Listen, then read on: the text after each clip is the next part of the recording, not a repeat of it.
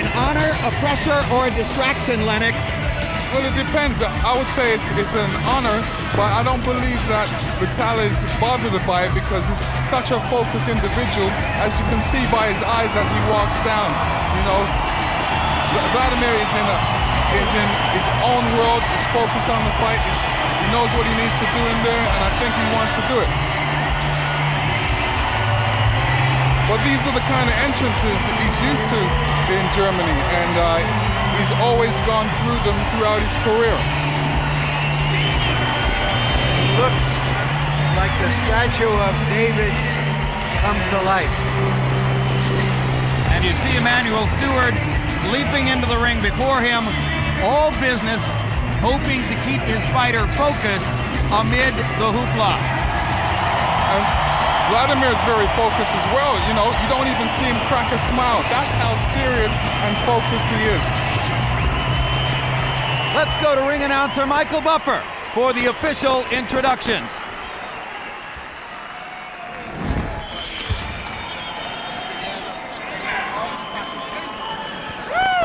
Ladies and gentlemen, to honor the homeland of the challenger and the champion, we have two national anthems.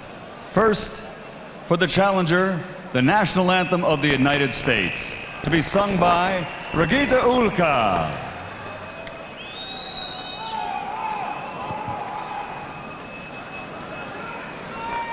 Oh, say, can you see by the dawn's early light what so proudly we hailed at the twilight's last gleaming, whose broad stripes and bright stars through the perilous fight o'er the ramparts we watched were so gallantly streaming, and the rockets' red glare, the bombs bursting in air, gave proof through the night that our flag was still there. Oh, say does that star-spangled banner yet wave o'er the land of the free and the home of the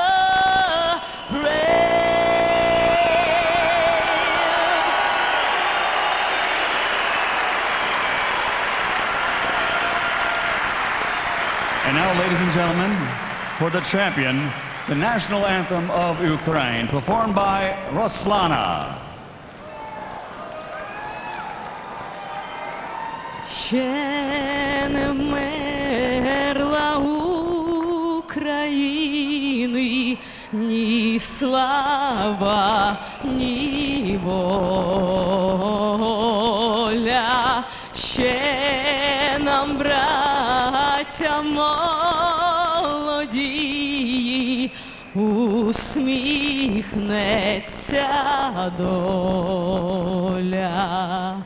Згинуть наші вороженьки, як роса на сонці. Запануєм і ми, браття, у своїй сторонці. Душу й тіло ми положим за нашу свободу і покажем, що ми браття козацького роду.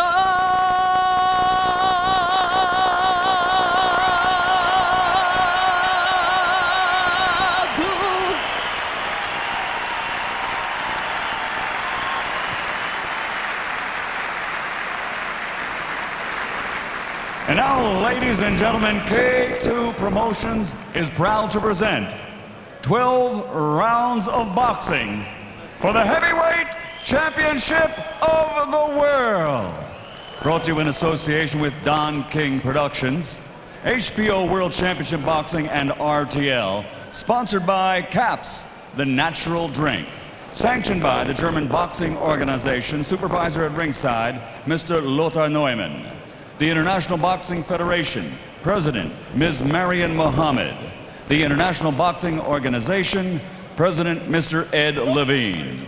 The 3 judges at ringside scoring this bout on the 10-point system are... From England, Mr. Roy Francis. From the United States, Mr. Steve Weisfeld. And from Australia, Mr. John Wright. And inside the ring, the man in charge of the action at the bell, from the United States, referee Mr. Eddie Cotton.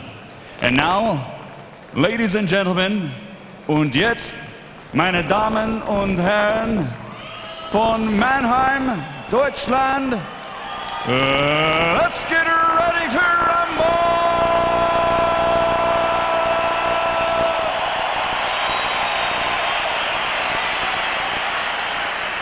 Fighting out of the red corner, wearing silver with black, official weight, 112 kilograms, or 247 pounds. Professional record, 24 victories, including 16 knockouts, with 3 defeats and 4 bouts even. From Cleveland, Ohio, USA, the IBF #1 ranked heavyweight challenger in the world, Ray the Rain Man Austin!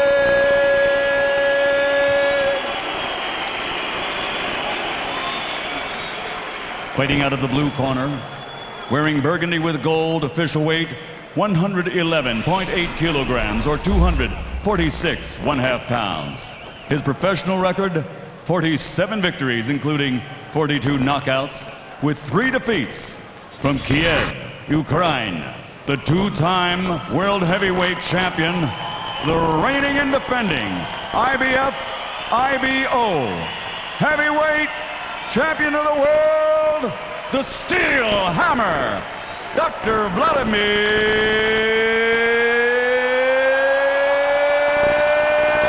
Klitschko.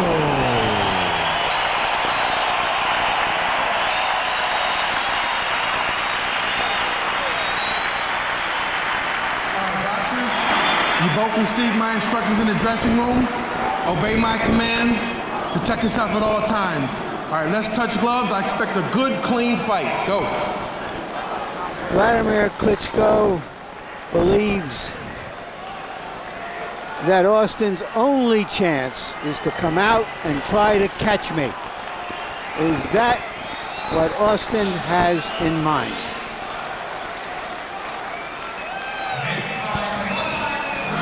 Lennox, I'm reminded of the night in Madison Square Garden when a vastly less experienced Michael Grant, equally your size, in fact 2 inches taller, actually went after your chin in the first round. You took a couple big shots. Ultimately, the strategy backfired against him. Let's see if that's what Austin will try to do. Yes, Austin seems like he just wants to give Wladimir some movement and show him some different angles right now before mounting an attack. Well, at any second, Vladimir's got a right hand that comes out like a torpedo, so Ray better watch it. Austin has been in the past, by his own admission, a relatively stationary fighter. Says that one of the things he's been learning with new trainer Stacy McKinley is the movement and the chance to use his feet a little bit. Obviously trying to show that in the first round to perhaps initially nullify the Klitschko jab. Once Austin settles in on his feet, Wladimir can be expected to go to work trying to pump the jab. It's what set up knockouts against both Bird and Brock. There's a left hook from Klitschko, an early use of that punch, which he throws perhaps better than most other fighters in the division. Austin pawing with the jab. Klitschko may look for a chance to counter over it. Well, it looks like he's setting something up right now. He's setting Austin up with a jab, left hook, which is a great punch for him because Austin doesn't really keep his hands too high. And anytime Austin throws a left hook or a jab, that right hand kind of drops to the side of his face a little bit. Austin flicking his jab out, but well short of Klitschko's distance. Klitschko stuffs his jab into Austin's grill. See what happens in situations like this. Klitschko's showing that jab, which is going to hurt him. And Austin's going to say, listen, I don't like that jab. And he's going to put his hand up to protect against it. Then Klitschko's going to come around with a left hook. Wladimir able to snap his jab into Austin's face early. Austin has been short with his jab. Austin tries a left hook. Wladimir partially blocks it with the right hand. Klitschko very focused in the first 2 minutes. None of the kind of drift that we saw, for instance, against Corey Sanders the night that he was knocked out before an adoring crowd here in Germany. Now Austin begins to find his range, stepping in just a little bit to land a right hand to the body. Earlier he landed a jab. Gets the jab into Klitschko's face again. Klitschko is, I should say, Austin's been a little bit successful with a light jab, trying to outbox someone who everyone believes is the better boxer. Wladimir's showing some good patience here. Maybe he should pick up his jab just a little bit more, but showing good poise and patience. Doesn't waste too many shots. He doesn't like to waste too many shots like any heavyweight does, but he's very successful and very accurate with it. 3 of the last 4 fights have gone the distance for Ray Austin, so he's not unaccustomed to going 12 rounds. Wladimir Klitschko would seem to have won that round fairly easily on the scorecards. His speed can't match your speed. Totally in a different class. Vladimir butter something on it. His speed is just so slow. You're starting to get to him with the hook here just a little bit. Just start picking it up a little bit more.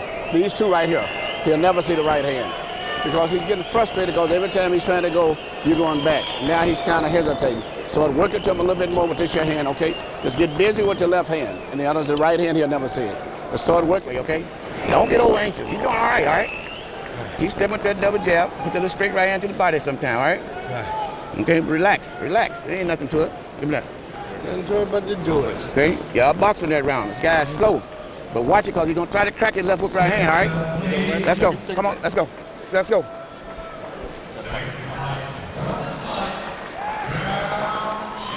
Stacey McKinley trying to convince his fighter that Wladimir Klitschko's slow. McKinley well aware of what Emmanuel Stewart's cooking up in the other corner, where Stewart was saying get busy with the left hand, set up the right, and Austin will never see it. So far, Wladimir Klitschko hasn't thrown a single right hand.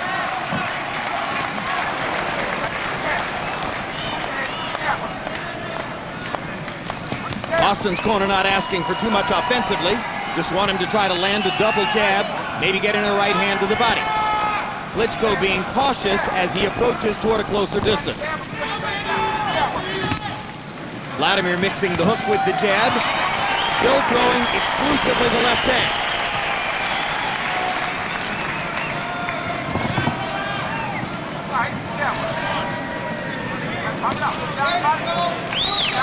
Now, I've always said that Wladimir has great footwork. In this fight, you don't really see it yet because he's on a prowl right now. He's just trying to set up Ray Austin to try and lower that torpedo-like right hand he's got.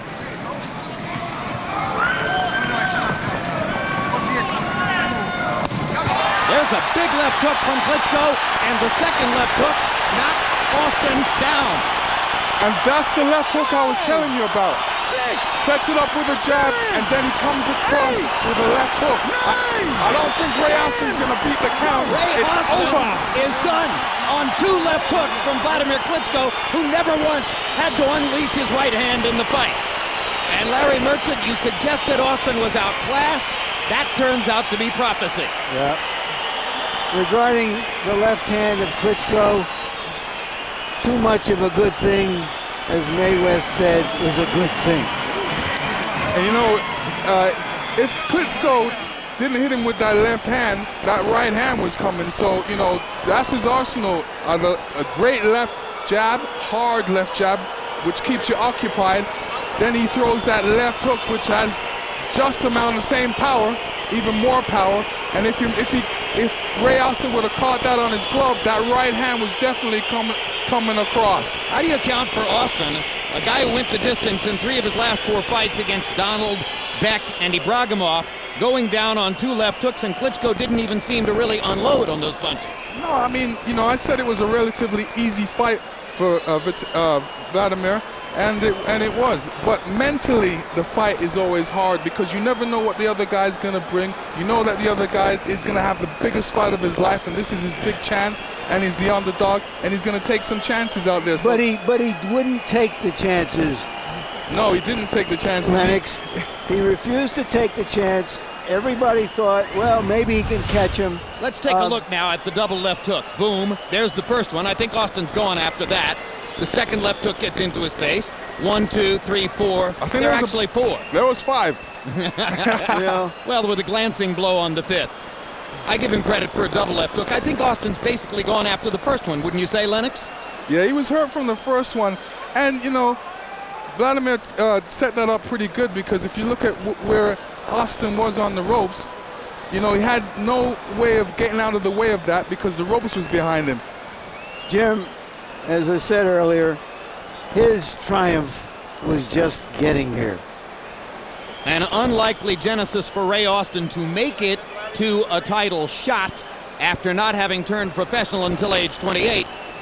We mentioned the left hook is a punch that Wladimir Klitschko throws perhaps better than anyone else in the division. Austin was clearly looking for right hands and seemed never to really see that coming, Lennox. Right. I mean, it's a situation where, you know, you have limited talent and you're up against a guy that has a lot of talent, and this is his house, really, and you're just really glad that you got a chance to get here. And these kind of situations, you have to try and take advantage of it. It's all or nothing. If you're in this kind of situation, you have to go for it. What about a sport where you knock out Calvin Brock in November, you take a couple months off, you functionally start to get ready to go back into the gym, you train hard for nearly 3 months, you come in against a guy who you know is overmatched, but you have to focus, you have to pay mental attention to the fact that he's 246 pounds and he can hit you. And it's all done in 4.5 minutes, and now you know your weight probably another 6 months to try to make a further mark on the division.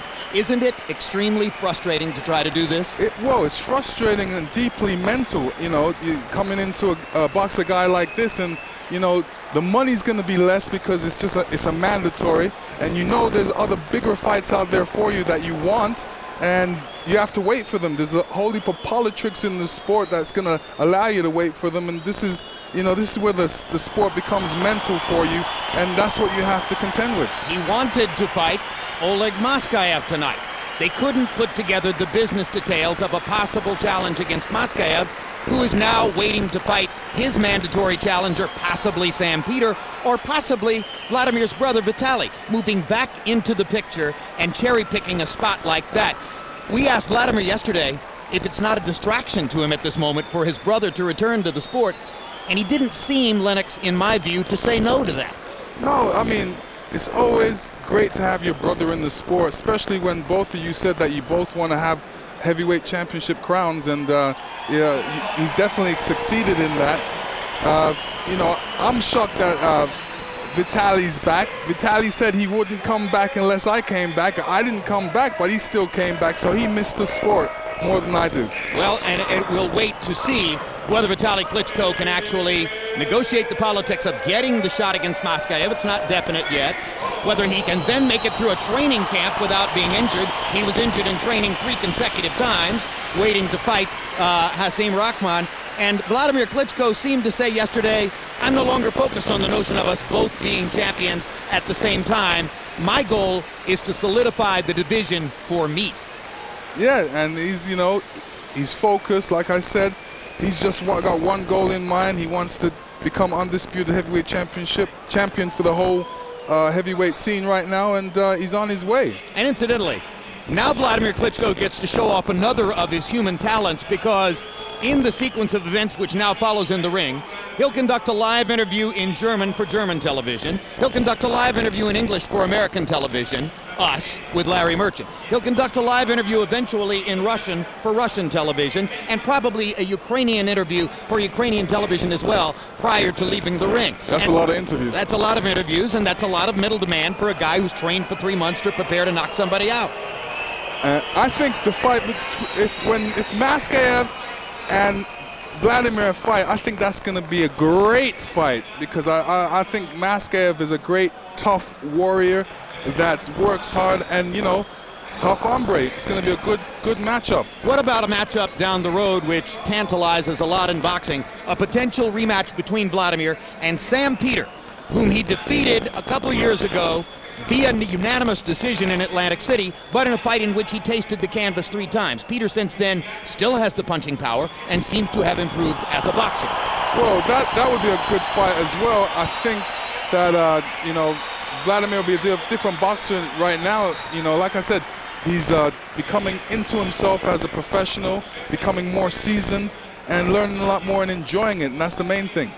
You were knocked out twice in your career. Once when Oliver McCall got in a lightning shot in one of those mandatory challenge situations you talk about in London. I don't know where that punch came from, but my chin was in the way of it. And then later, when you underestimated the difficulty of going to Johannesburg, South Africa, and really short-circuited yourself in training by not going to a high-altitude city until too late, giving Hasim Rahman the chance to catch you with the big right hand. You were able to answer both those situations because business circumstances allowed you to get back into the ring with those guys, and you knocked them out. Does Wladimir, somewhere in the back of his mind, want to fight Corey Sanders, who embarrassed him here in Germany, and Layman Brewster, who got him in Las Vegas after having been lambasted through the first 4 rounds? I'm sure he does. He's a competitor like myself, and you know, competitors don't like the fact that they have something over their head. And he's got something over his head with a couple losses, and obviously he wants to regain those losses and revenge those losses. Does this move him, in your view, any closer to solidifying his hold on the division, or was this just biding time? It was biding time, plus it moves him closer because it gets Ray Austin out of the way. Like I said, this is mandatory, and you know, mandatory is like a thorn in your side. You never know what to expect. You can go in the ring, you could get cut, you could hurt yourself, and you know, they always give you a big mental battle with yourself. All right, Wladimir Klitschko is with Larry Merchant right now. Let's go there. Thank you very much, Jim. Congratulations, Wladimir. I think your kite surfing is almost as easy as this was tonight. I didn't expect that it's going to be as easy as it was. And it was easy, actually, because Ray Austin was much slower than my sparring partners. And I also have to mention that he was very sharp with his critiques regarding my balls, my chin, my stamina, and also my heart. But I think the best answer, I keep my mouth shut and I better fight. And after the fight, we can talk about everything else, and especially about the future. Well, as you said, the dogs bark and the caravan moves on. Were you surprised that he didn't come out and try to catch you early? Because you yourself said that was his big chance. Of course, that's the only chance which is actually maybe most of the fighters have. But yeah, try to catch me. I know you're happy, of course. It's easier to say it's easy to do than it is to do. But do you want the real challenge to fight the best out there, to try to unify the titles? I didn't choose this opponent. This is mandatory title defense. And I have to fight Ray Austin. And I'm looking forward to unify the titles. Doesn't matter who's going to be the next. Your brother is coming back. Does his comeback in any way affect your desire to unify the titles and be recognized as the heavyweight champion? I am happy that my brother is healthy and he's ready to continue his career.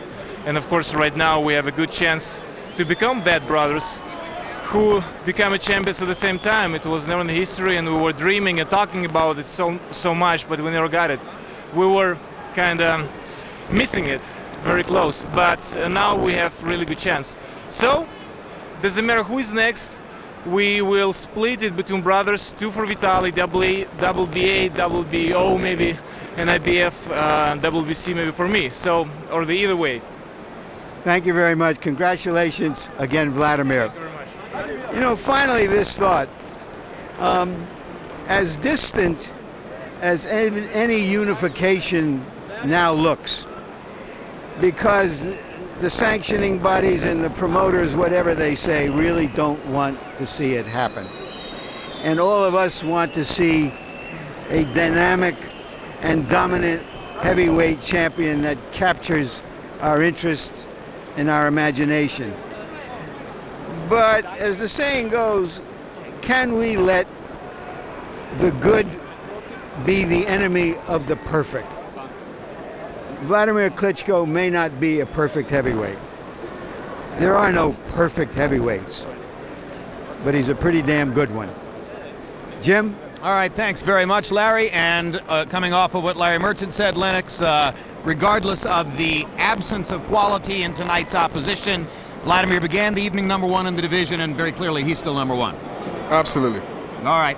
That'll be it from Mannheim, Germany, where Wladimir Klitschko has held on to his share of the heavyweight title, and we wait to see what happens next among Oleg Moskayev, potentially a challenge from either brother Vitaly Klitschko or Sam Peter. Shannon Briggs looking at a mandatory challenge against Timur Ibragimov. Nikolai Valuev of Russia looking for a challenge sometime in the not-too-distant future. Can anybody ever unify the four belts? That seems highly questionable. Can somebody unify public opinion?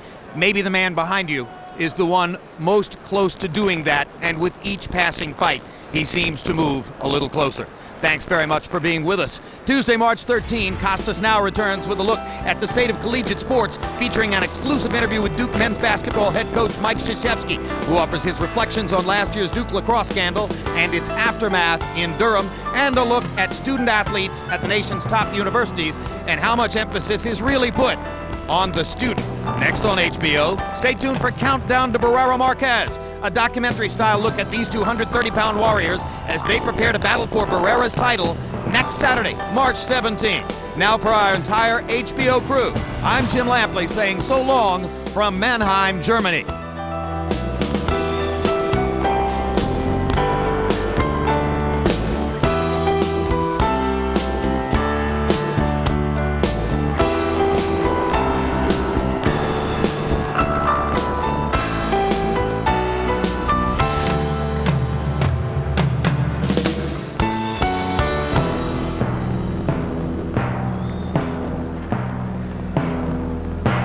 This has been a presentation of HBO Sports.